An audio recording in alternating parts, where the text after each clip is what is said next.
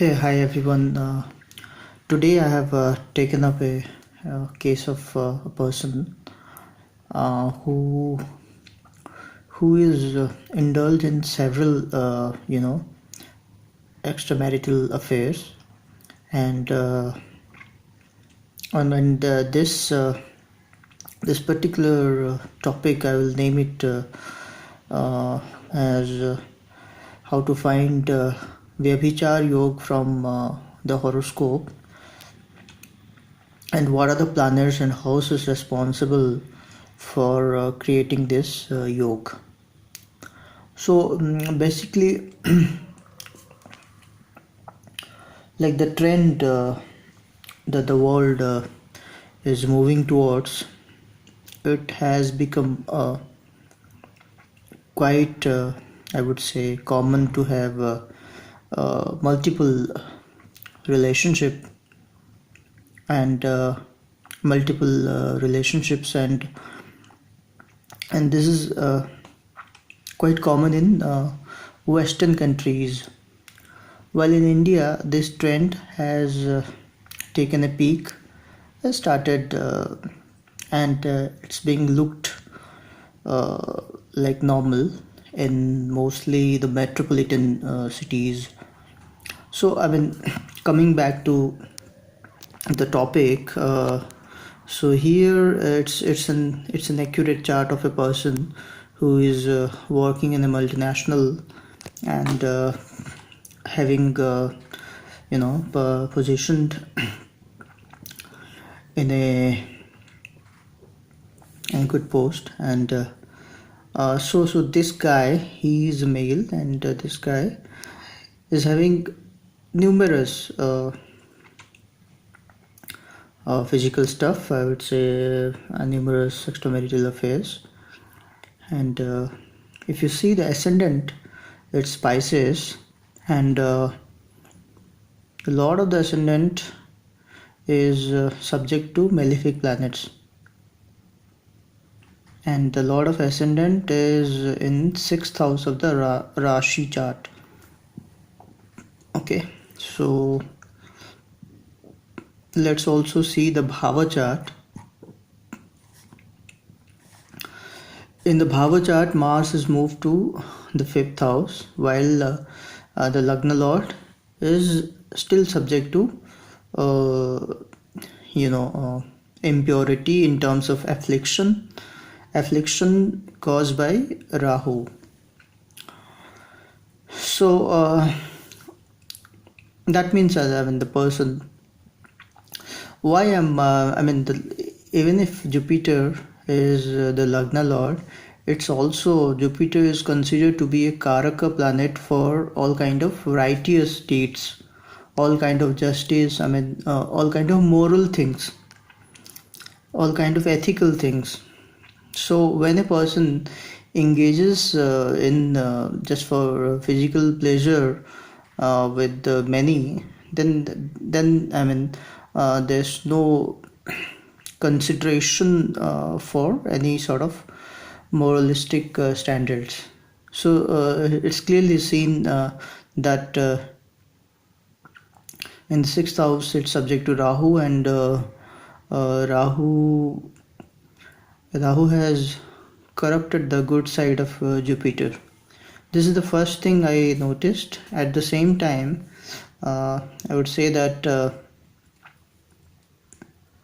7th house has also it has the malefic influence of Saturn. Let's see what's there in the Bhava. Okay, in the Bhava chart, Saturn is in the 6th house, but if I consider in the Rashi chart, it's in the 6th house. In the Bhava chart, it's the 7th house. So Saturn is a second grade malefic after Mars, and placed in the 7th house, it damages all the good things of the 7th house.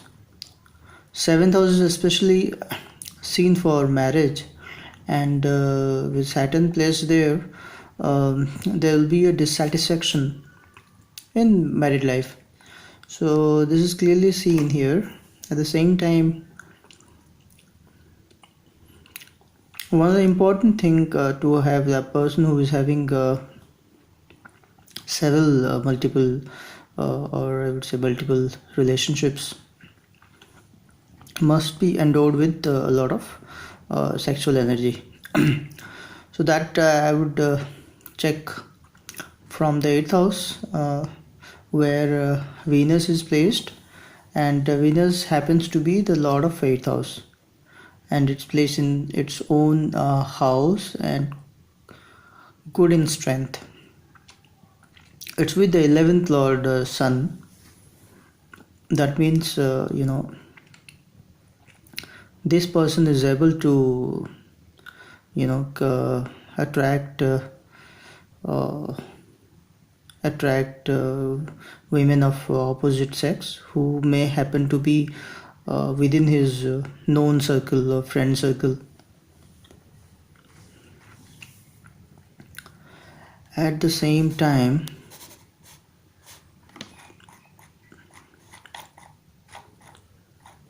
in the D9, the moon is subject to affliction, and yes, Venus is trying to moon, which is also a classic maybe yoga for extramarital affairs.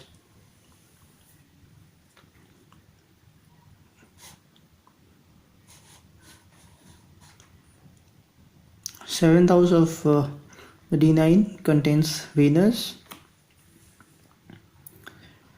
The person's wife is very devoted, very devoted wife, and he is lucky to have such a good wife.